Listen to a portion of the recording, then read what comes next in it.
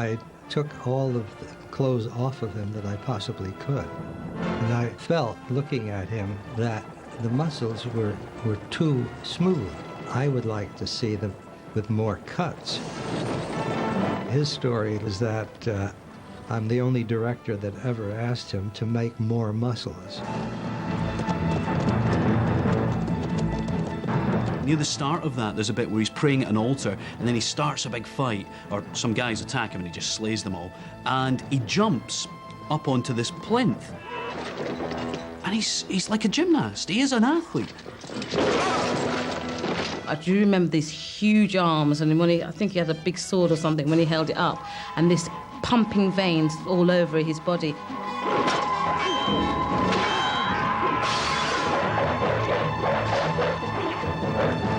It's a cartoon character.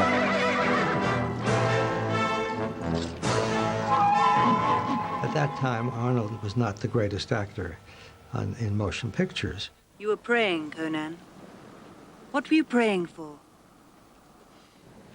What is there, Conan? Think. He doesn't speak for like 30 minutes. The promise, I was kingdomed. It's when he started speaking, I was like, ooh. Sorry, mate. Don't quite understand what you're trying to say. The same... He had a reputation for not being able to, for example, actually deliver lengthy lines in one take. Could there ever be anyone else but her? Another queen? Blood on your knife. Not on your life. Dialogue was made deliberately very simple because of the characters, not a verbose character. Conan, there are 6 of them against her. You see the whole Arnie one-liner thing starting to happen. 1, 2, 3. I think you're right. Conan reigned supreme in Hollywood, but sat atop his throne, the mighty one was troubled by rumors of a young pictorial pretender. It was Sylvester Stallone, the so-called Italian stallion, who, though 5 inches smaller and 50 pounds lighter, had invented his own Hamlet of the bench press, Rocky. After Rocky, you know, Stallone very obviously began to tailor himself. Oh, look at all the bodybuilding stuff Sly has here. He had a very clear notion of what his image was, and he knew that part of it was selling his body. I like to work out and keep in shape. Even as a youngster, Sly had designs on the skin-tight trunks, as Mum recalls. He was into superheroes and cartoons all of his life. He would go and get a Superman suit, and he put it on and put his clothes over. When he got to school, he took off his shirt to show the Superman suit, and the school threw him out. Faster than a speeding bullet. Then suddenly he goes home, he needs more attention, jumps off the roof. Able to leap tall buildings at a single bound. Which he did, and he survived. Look, up in the sky, it's a bird. It's a plane. It's Superman. It was fitness fanatic Jackie who inspired the young Sly to pump up his previously puny physique. Sylvester got into physical fitness because he was very scrawny, and I wanted him to have a great body, so he worked like hell in the gym. In 1982, Stallone introduced the much misunderstood Vietnam vet John Rambo in the film First Blood, a monosyllabic muscleman to rival any of Arnie's. First Blood centers on a character called John Rambo. He's a Vietnam veteran. My name is John Rambo. We served on the same team together in Nam. Fought for his country, and he'd been ignored by his country. We don't want guys like you in this town. First thing you know, we got a whole bunch of guys like you in this town. That's why. He gets arrested. All right, you're under arrest. And it triggers a tremendous kind of catastrophe. What the hell is... And he destroys his police force. And the National Guard is brought in, and he dispatches them as well.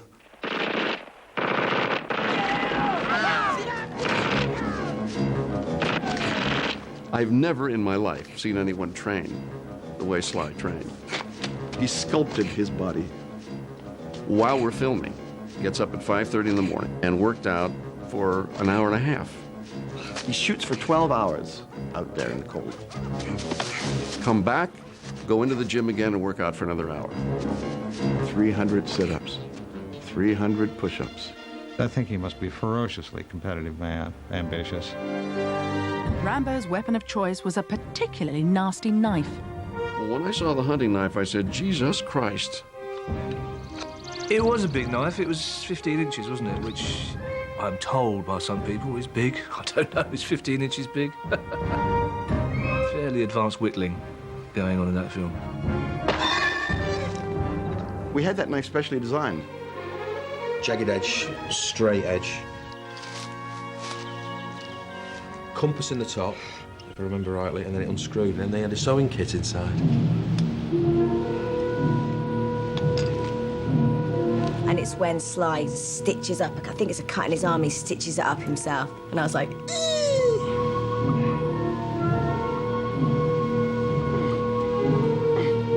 Sylvester always wanted to do his own stuff. He insisted that he take the fall in the tree. I started to leap off the cliff, and then in between there was another man, and then I fell to the trees. And he wanted to land in his gut.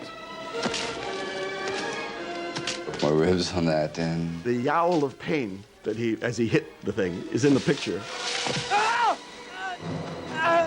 It's real pain. They pushed him too far. And he doesn't actually say, don't push me. Don't push it. He says, don't push it. Don't push it, I'll give you a war you won't believe. It, not me. Are you telling me that 200 men against your boy is a no-win situation for us? You send that many, don't forget one thing. What? A good supply of body bags. There was not that much bloodshed. There's not anybody being killed in it.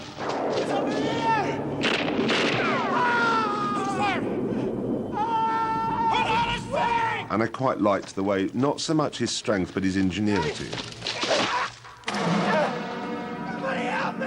But you know, just tie people up and sort of set them in a way and give them an honourable way out, do you know what I mean? In Rambo 2, though, they thought to hell with that. The body count and the weaponry got serious.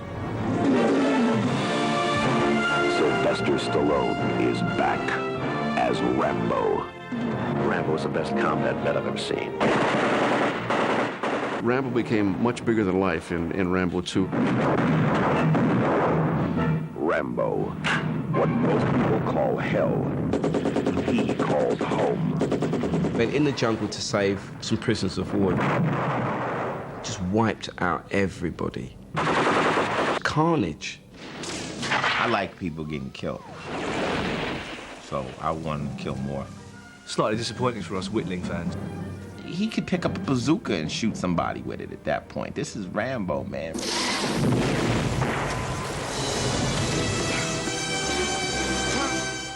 No one has a bigger weapon than Sly in this movie. That's called a minigun. It's a motorized gun that runs off a 12-volt battery. It hooks to the side of a helicopter. I don't know if you can really shoot it by hand, but he did. Sylvester in that final image with the huge gun and the gleaming muscles.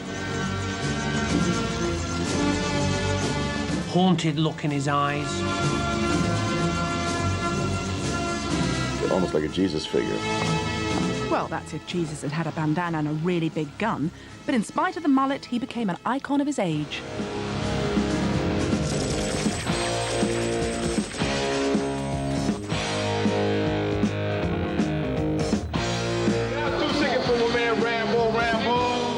And in the spirit of Rambo, let me tell you, we're gonna win this time. Sylvester Stallone. No man, no law, no war can stop him. For Sylvester Stallone Rambo lookalikes, this is Richard Dennis, who's 24. He's from Romford in Essex. He's a builder. He wants to be a chat show host. But this town, that is Hollywood, wasn't big enough for both Sly and Arnie. There was only room for one muscle hero, and something would have to give in the Battle of the Biceps.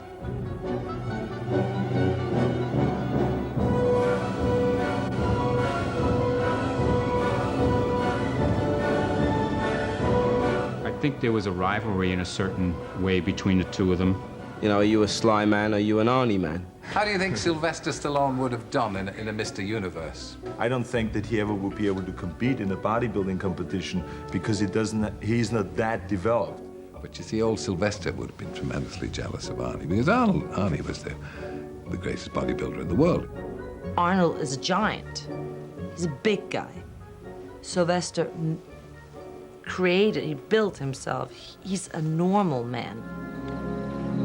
As well as bad hair, they would soon have something else in common. Great Dane Bridget Nielsen. If you yield only to a conqueror, then prepare to be conquered. I was lean and mean. I was not that.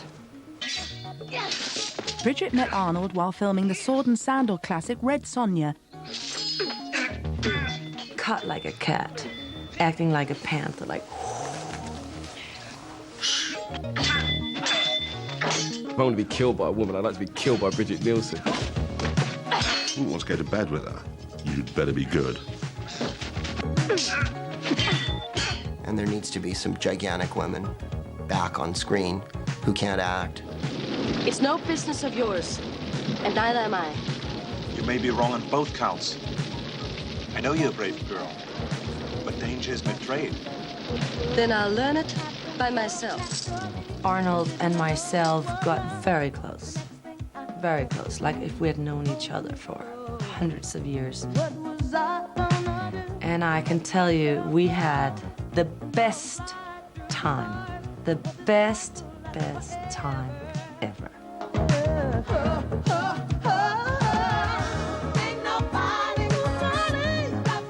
She was working Red Sonja with Arnold, so she fell in love with him. But of course, she'd fall in love with anybody. She was starving to death.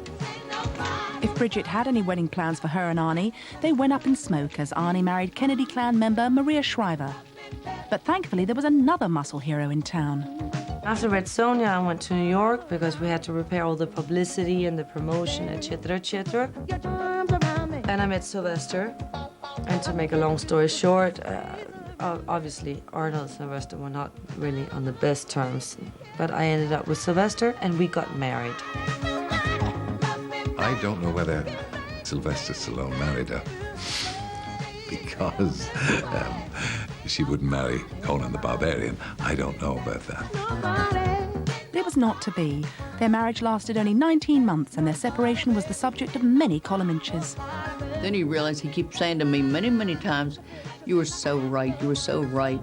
Why did I marry her?" I said, "Look, I've made some lousy mistakes myself. I've married a couple of dogs." I got all the blame from a gold digger to here and to there because I was too young and too Danish, too pretty, or too whatever to marry a man like Sylvester. Mr. Stallone will pay alimony of $7 million. The Miami Beach house will pass to Ms. Nielsen, and the furniture will be divided evenly between the two. Are there any further claims? Yes, Your Honor. At this stage, my client, Mr. Stallone, wishes to lodge a repossession order on Miss Nielsen's breasts. On her breasts, bosoms, Your Honor, that's right. Sly and Arnie's rivalry then hotted up as Arnie went on the verbal offensive in his quest to be number one. Arnold attacked the way Stallone dressed, the movies he made, the jewelry he wore, the way he presented himself, and he really did everything he could to heckle Stallone. And Stallone actually answered. Journalist Wendy Lee was summoned onto the set of Rambo 3 to hear Stallone's hot gossip. You know, honey, I really got to tell you something important here. You know that Arnold Schwarzenegger? He's a bad guy. And my eyes widened, and he said, yeah, he said, I could tell you a thing or two. And of course, I was spellbound. I mean, he was the #1 star in the world, gossiping with me. I listened to his tip, and the tip was this, that Arnold's father had been a member of the Nazi Party, which, of course, no reflection on Arnold, but at the same time, Arnold continued to deny it. While Arnold's father had been a member of the Nazi Party, the newspaper article Wendy contributed to went on to make untrue allegations. Arnold issued a writ against the newspaper, against the person who had the byline with me, and against me.